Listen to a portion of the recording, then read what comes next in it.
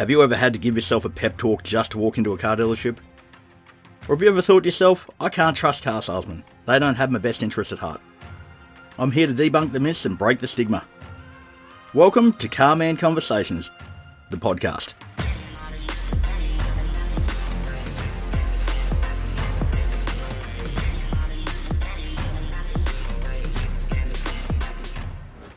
Welcome back to Carman Conversations, and this season is all about BT-50 and the Mazda Ute Centre. And again, we're joined by Clint and Lauren to talk about the Ute Centre. And Lauren? It's a pretty exciting episode, this one. This one is. Yeah, I've been really looking forward to talking about it. So a couple months ago, we obviously went over to Moreton Island and Tangalooma. And as these episodes are airing, our videos are also launching. Correct. Talk to us about the trip. So we were over there for 5 days. Tell us all about it. 5-day trip, and it was just spectacular. It was so good. I think it was probably one of the best I've done. We've obviously done a lot of BT-50 shoots and video shoots around the place, but this has been the best I've done for sure. The group that we had was, we were pretty well drilled going into it about what we wanted to do, and we had a pretty tight plan of filming of what we wanted to get done in a 5-day period, but my goodness, like what a time it was. There was, 6 BT-50s over at Moreton Island exploring the island inside and out. Yep. And doing all these fun things and showing what the BT-50 are capable of doing. It was just something else, wasn't it? It was awesome. Like, as I said, like I can't put it in words. Like it was just, there was a lot involved. It felt like a blur, but when you look back at it, it was just, it's magic. It was so good. You'll never get another trip like that. No, well, I guess the fact that you get to have all these BT-50s in convoy, driving amongst the tracks through the middle road, heading out to the eastern beach. There was days there we went and got the sun, the sunrise. On the western side of the beach, we're getting the sunset. We were driving down the far eastern side down to Kringle. And the look back and you look in your mirror and you see all these BT-50s behind you. And, cool, it was such a good feeling. Yeah. And, some of the photos that we got and some of the video footage we've got, which everyone, will see is, was just so good. And I think to talk BT-50 for a second, I think it really showed what that car and everyone driving them of what it's capable of doing. And how comfortable they are too. Very comfortable. Yeah. We loaded up a lot of equipment in those cars. Yep. And between all the utes, it just handled everything so well.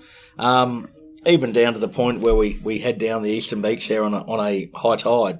And just how well they went through the soft sand. Yeah. I was so surprised. But you didn't know. Like, you were driving through some pretty rugged track, but it was just driving just so well. Down to the other side, I guess, of late afternoon drives to Tangalooma Point, as the sun's setting behind us, and we're getting stuff out of the car to set up chairs around and having a cheese platter and having a couple of drinks, on the water's edge. Watching that sunset. It doesn't get much better, does it? It doesn't. So. And, the people being able to do those things too, like not having limitations, I guess. Yeah. It was just an awesome trip. I guess from the start, the main objective that we had from the start is I want to create a video that shows the BT-50s. There was a couple of things. One of them was around camping, fishing, and mates going for an overnighter. Yeah. And the second part of it was creating a lifestyle, which I do all the time in my BT-50, a lifestyle of a BT-50 and what you can do up the beach and what activities are available. And you nailed it, because I guess unless you know what you can do in these cars and where you can go and I guess off the beaten track, if you never had one or done something like that before, it just opens up your eyes. Yeah, it does. And just shows you a whole different part of Australia that you get to explore, plus everything else you can go do. So it's funny, when I first did, and Lauren, you were heavily involved in this at the onset of, this is what I want to create and this is what I want it to look like. How do we go about doing it? And, in my head, again, I said, I want it to look like this. I want to do that and do that and do that. And because I've experienced it all, but I wanted to do it with everyone. And that's exactly what we did. From one day there where we set up on day one, on a Sunday afternoon, and it was a camping and fishing video, and we're pulling up there and we got our camp gear out, and, we've set up the swags and the chairs around, and, we've got everything out of the back of the ute, and then we walk down to the water's edge and throw the rods out into the water. as the sun's setting, and literally you got your BT-50 15 metres away, you walk back into, and, we grab a drink out of there, and, it was an ultimate pinch me moment. Oh, wasn't it ever? And the photos replicate that. Yeah.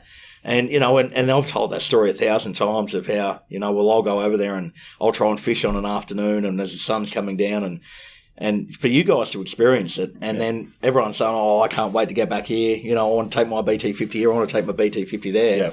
If you didn't want to own a BT-50, or after watching the video think, I need one of them, there's something wrong. Yeah, exactly. From there we went, from the rest of it was all lifestyle. And what I wanted to do is put across, I want to show these utes, with kayaks on the roof, with surfboards on the roof, getting all the equipment out of the back of it, and setting up your chairs and your tables and having a day down at the wrecks. Yep.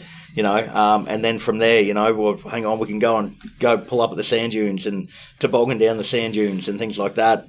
And you don't really think, okay, well, I'm going to need to pack this. The BT-50s are built up, with the fridges in the back, and you've got your drinks there, and you've got your food and your esky. Well, you've got your roof rack set up, and everything's there, and everything's on there perfectly. And looking at that back now, going, oh, wow, how good was that? And I remember afterwards, it was a bit of a blur after 5 days of filming and reshooting a lot of things. And the talk was, this has been the best trip ever. Oh my God, this is so good.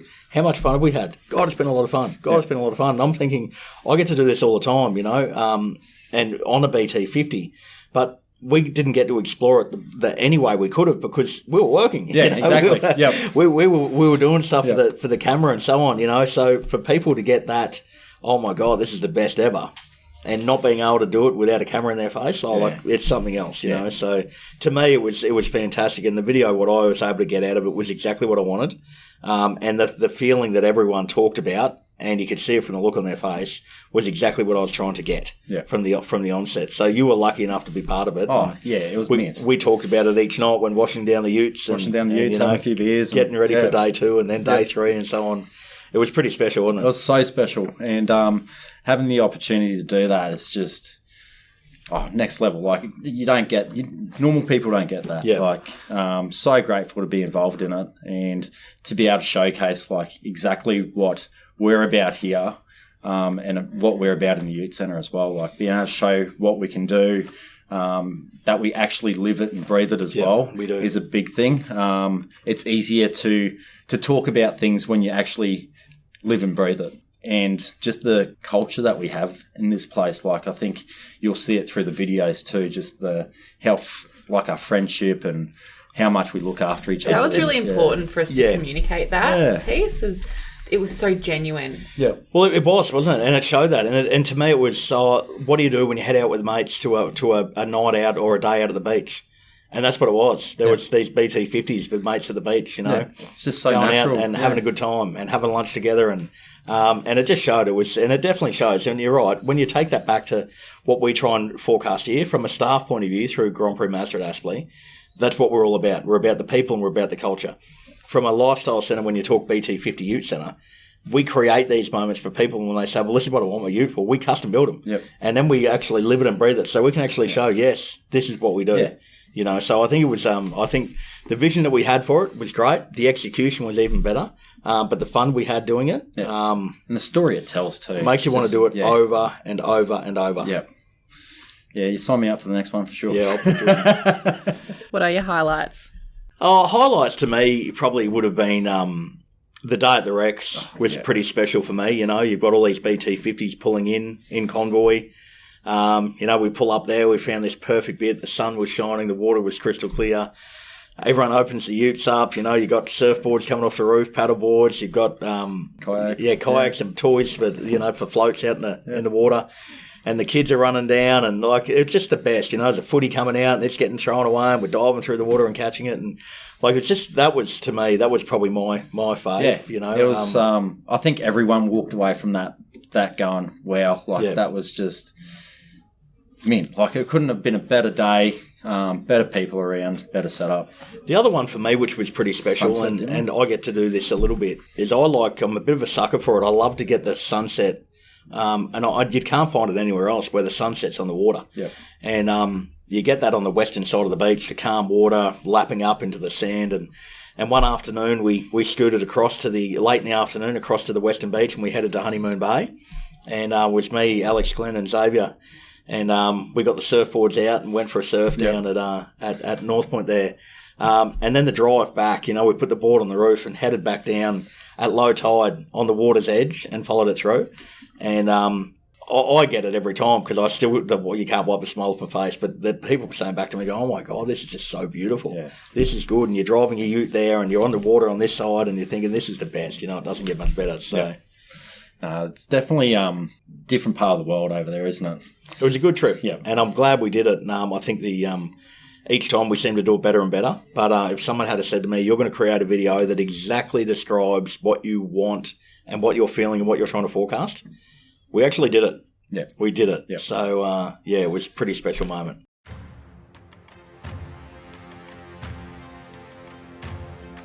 So as you can see, I'm pretty passionate about it and how much we enjoyed that Moreton Island adventure. And if you'd like to know more, we've released a whole series of videos around that Moreton Island trip.